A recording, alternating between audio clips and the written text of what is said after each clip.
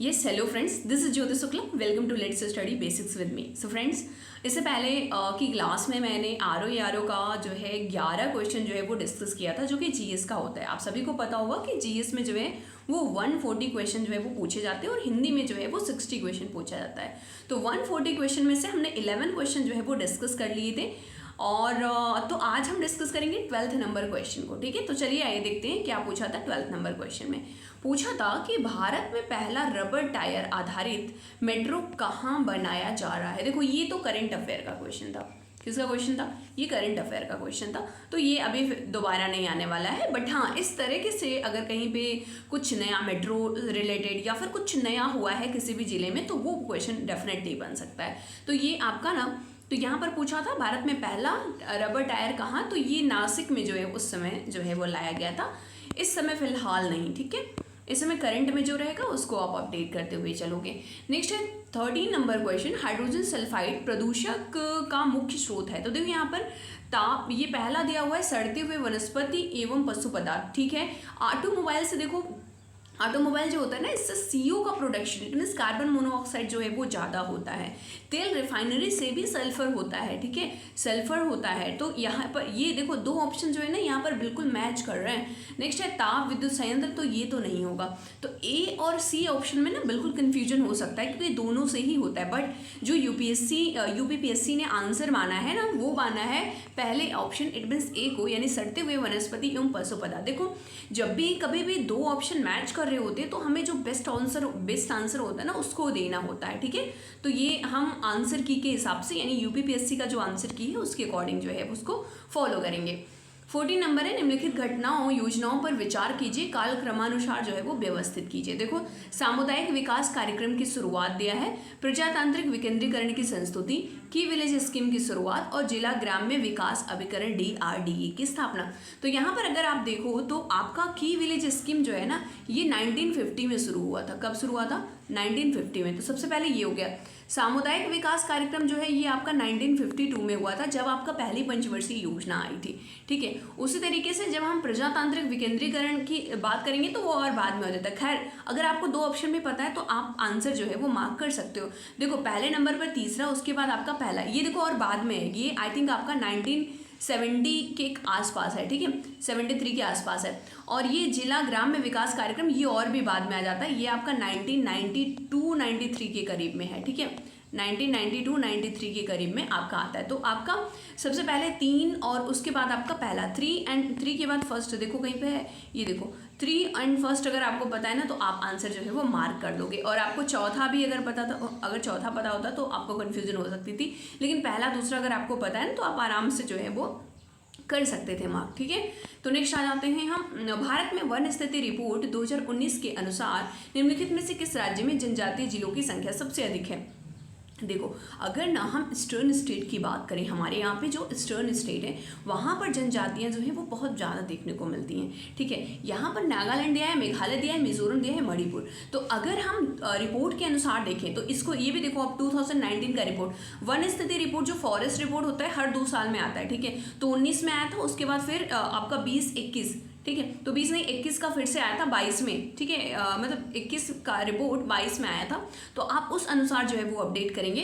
खैर, उस समय जो आपका आंसर था वो था नागालैंड। तो फॉरेस्ट रिपोर्ट बहुत ज़्यादा इंपॉर्टेंट होता है। फॉरेस्ट रिपोर्ट जो है वो ना किसी भी एग्जाम की, अगर आप यूपीएससी से रिलेटेड अगर आप एग्जाम की तैयारी कर रहे हो तो आपको फॉरेस्ट रिपोर्ट जो है वो आपको पता होना चाहिए कि कहाँ पर फॉरेस्ट सबसे ज़्यादा है। अगर मैं पूछूँ कि सबसे ज़्यादा फॉरेस्ट कहाँ पर है, किस राज्य में सबसे ज़्यादा है, सबसे ज़्यादा एरिया के मामले में तो वो आपका MP हो जाता है। ठीक है, तो ये चीज़ें ना आपको ध्यान रखनी है। 16 नंबर में आते हैं, भारत के कृषि उत्पाद व्यापार एवं वाणिज्य बिल 2020 में निम्नलिखित में से किसका उल्लेख किया गया है?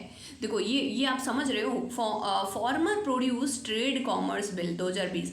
ये आपको याद होगा, वही डिस्प्यूट जो चल रहा था, किसान जो है वो आप देख रहे थे कि धरना वगैरह कर रहे थे। ठीक है, काफ़ी दिनों तक ये करीब 1.5 से 2 साल तक ये पूरा प्रोसेस जो है वो चला है। फिर गवर्नमेंट ने उन किसान बिल को वापस भी ले लिया। तो उसमें आपने, वो लोग मेन किस लिए कर रहे थे, वो MSP के लिए कर रहे थे, यानी न्यूनतम समर्थन मूल्य, यानी कि मिनिमम सपोर्ट प्राइस की बात उसमें नहीं कही गई थी और इसी वजह से वो लोग गुस्सा थे। ठीक है, तो किसकी बात नहीं कही गई थी? तो एमएसपी की बात नहीं कही गई थी। 17 में आते हैं। भारत की जनगणना 2011 के अनुसार उत्तर प्रदेश के निम्नलिखित शहरों में कौन सा शहर मिलियन शहर नहीं है? देखो, अगर आपको इंग्लिश का क्वेश्चन पढ़ना है तो बिल्कुल आप इंग्लिश में पढ़िए, जिसमें आप कंफर्टेबल फील करते हो उसको आप पढ़ सकते हो। ठीक है, तो यहाँ पर देखो मिलियन शहर किसको नहीं, आगरा तो है ही भाई, प्रयागराज भी है, मेरठ भी है, मुरादाबाद नहीं है। देखो, अगर आपको ना नहीं भी पता है तो भी आप थोड़ा सा आप सोचो कि कौन सा ज़्यादा फेमस, मतलब किन जिलों का नाम हम अक्सर करके सुनते हैं, कहाँ पर हमेशा कुछ ना कुछ इन्वेस्टमेंट वगैरह होता रहता है, कौन से बड़े जिले हैं, तो ये तीनों का ही नाम आता है। ठीक है, नेक्स्ट आ जाते हैं 18 नंबर पर। भारतीय संविधान की प्रस्तावना में इसके सभी नागरिकों को कौन सा न्याय प्रदान करने की व्यवस्था है? देखो, जब जस्टिस की बात करते हैं ना तो आपने संविधान की प्रस्तावना में ही लिखा है, अगर आपको याद हो, हम भारत के लोग, भारत को संपूर्ण प्रभुत्व संपन्न, ठीक है, समाजवादी, पंथ निरपेक्ष, तो ये आपको याद होना चाहिए। अगर आपको नहीं भी याद है तब भी आप कीवर्ड्स ध्यान रखना, जैसे कि न्याय जो है वो 3 तरह का है, सामाजिक, आर्थिक व राजनीतिक। ठीक है, सोशल, इकोनॉमिकल एंड पॉलिटिकल न्याय जो है वो कहा गया था। उसी तरीके से जब हम फ्रीडम की बात करते हैं, स्वतंत्रता की बात करते हैं, तो स्वतंत्रता जो है वो 5 तरह की दी है।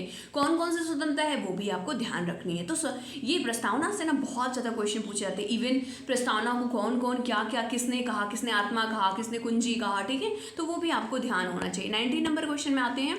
खैर, उससे आज मैंने एक वीडियो डाला है, इमरान सर का है, वो आप देख सकते हो। प्रस्तावना के बारे में उन्होंने काफ़ी कुछ डिटेल में बताया है। ठीक है, नेक्स्ट है 19, फसल चक्र के संदर्भ में निम्नलिखित में से कौन सा कथन सही है? गहरी जड़ों वाली फसलों के बाद उसी तरह की फसलें उगानी चाहिए। बिल्कुल नहीं भाई, जहाँ पर अगर हमने एक बार गहरी जड़ वाली फसल उगाई तो दोबारा हमें कम गहरी वाली जड़ जो है वाली फसल जो है वो लगानी चाहिए। हमें यही तो होता है क्रॉप रोटेशन करके ही खेतों में फसल जो है वो उगानी चाहिए, जिससे कि उसके मिट्टी की उर्वरता वगैरह बनी रहती है। ठीक है, तो वो चीज़ें हमें ध्यान, पहला गलत हो गया। फलीदार फसल के बाद बिना फली वाली फसल, बिल्कुल ये सही है। मतलब क्या है, हमें रोटेशन करते रहना चाहिए। अगर ज़्यादा जड़ वाली है तो फिर दोबारा जब लगाओ तो कम जड़ वाली, और अगर आप फली वाला लगा रहे हो तो दोबारा आप करो तो फली वाला नहीं हो। ठीक है, तो इस तरीके से आपको करना है। तो पहला गलत हो गया, दूसरा सही। इट मीन्स आपका बी ऑप्शन जो है वो बिल्कुल सही है। 20 में आ जाते हैं। निम्नलिखित में से कौन भारतीय राष्ट्रपति लोकसभा अध्यक्ष भी रहे? तो देखो, इन सभी राष्ट्रपति के बारे में आपको शायद बताओ। तो नीलम संजीव रेड्डी जो थे ना, ये आपके 6वें नंबर के, 6th नंबर के जो है वो प्रेसिडेंट थे, और ये जो है आपके करीब आपका इट मीन्स 82 तक जो है वो ये रहे थे। और अगर हम बात करें, हाँ, 78 से लेकर के 82 तक, ये करीब 78 से लेकर 82 तक, क्या लिख रही हूँ मैं, 1978 से लेकर के, सॉरी, ये 1978 से लेकर के 82 तक थे। आपका ये 5 साल हो गया ना, तीन उधर, हाँ, ये 5 साल तक जो है वो रहे। और ये जो है इससे पहले ये लोकसभा के अध्यक्ष भी थे। ठीक है, लोकसभा अध्यक्ष की अगर बात आए, अगर प्रेजेंट टाइम में बोला जाए कि लोकसभा का अध्यक्ष कौन है, तो वो आपको पता होना चाहिए कि ओम बिरला जी हैं। ठीक है, तो ये कुछ इस तरीके से चीज़ें जो है वो आपको पता होनी चाहिए। नेक्स्ट आ जाओ, क्वेश्चन दिया है नाइजर, जिसे कि हम राम तिल भी कहते हैं लोकल में। ठीक है, हम अपने हमारे घर में अगर देखो तो तिल, आप देखते हो कि तिल जो है वो कई तरह का दिखता है। ठीक है, तो नाइजर जो होता है, जिसको हम राम तिल बोलते हैं, कि फसल एक तिल की फसल है। ठीक है, इसके बीजों से तेल की मात्रा कितनी पाई जाती है? देख रहे हो, मतलब ये बड़ा डेप्थ का क्वेश्चन है, ये डेप्थ में, बहुत डेप्थ में गया है भाई। इतना तो नहीं ध्यान रखता होगा कोई, या तो बहुत मतलब कि किसान होगा और अगर तिल का तेल जो है वो निकलवाता है तो उसको थोड़ा सा आइडिया हो सकता है। तो ये 37 से लेकर के 47% तक जो है वो तेल निकलता है। नेक्स्ट आ जाते हैं। अब ये मत कह देना कि अगर ख़राब सीड है तो वो, मतलब एक एवरेज सीड की बात हो रही है। नेक्स्ट आ जाते हैं। 2011 की जनगणना के अनुसार निम्नलिखित में से भारत के किस केंद्र शासित प्रदेश में न्यूनतम लिंगानुपात, ठीक है, लोवेस्ट सेक्स रेशियो जो है वो देखने को मिला? तो ये दमन एंड दीव जो है, यहाँ पर मतलब लड़कियों की संख्या ना लड़कों के अनुपात में बहुत कम है। ठीक है, तो न्यूनतम लिंगानुपात है। और अगर ये आपसे बोला जाए, देखो अब कितने यूटीज़ हैं, अब देखो केंद्र शासित प्रदेश पूछा ना, अब ये पूछ ले कि कितने यूटीज़ हैं, कितने केंद्र शासित प्रदेश इंडिया में है, तो टोटल 8 यूटीज़ हैं। ठीक है, इससे पहले जो था, जब जम्मू कश्मीर और लद्दाख बनाया गया था तो 9 हो गया था, लेकिन बाद में दमन एवं दीव, दादर नगर हवेली जो है वो मर्ज कर दिया गया। अब जब भी ऑप्शन में आएगा ना तो दमन एवं दीव नहीं लिखा रहेगा, उसके आगे और भी बड़ा लिखा रहेगा दमन एवं दीव दादर नगर हवेली। ठीक है, तो थोड़ा बहुत बड़ा नाम जो है वो देखने को आपको मिल जाता है। नेक्स्ट आ जाते हैं 23 नंबर में। उत्तर प्रदेश की सांस्कृतिक विरासत के संदर्भ में निम्नलिखित में से कौन सा कथन सही है? पहला है, इस प्रदेश के अनेक उत्खनित पुरस्थलों से वैश्विक संदर्भ में कृषि के प्राचीनतम प्रमाण प्राप्त हुए हैं। ठीक है, बिल्कुल सही है।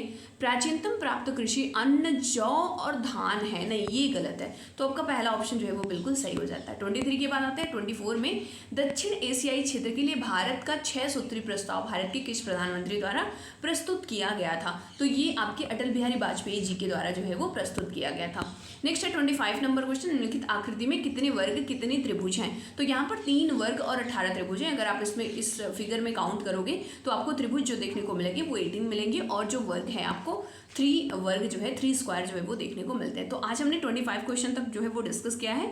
होप आपको ये सेशन अच्छा लगा होगा और आपको अच्छा लगता है और आप चाहते हो कि मैं इस सीरीज़ को जो है वो कंटिन्यू करूँ, तो प्लीज़ आप ज़्यादा से ज़्यादा सब्सक्राइब करिएगा, शेयर करिएगा, ताकि मैं भी समझ सकूँ कि हाँ आपको अच्छा लग रहा है और आपको ज़रूरत है इस तरह के वीडियोज़ की। चलिए मिलते हैं किसी नए वीडियो में। Bye bye and take care.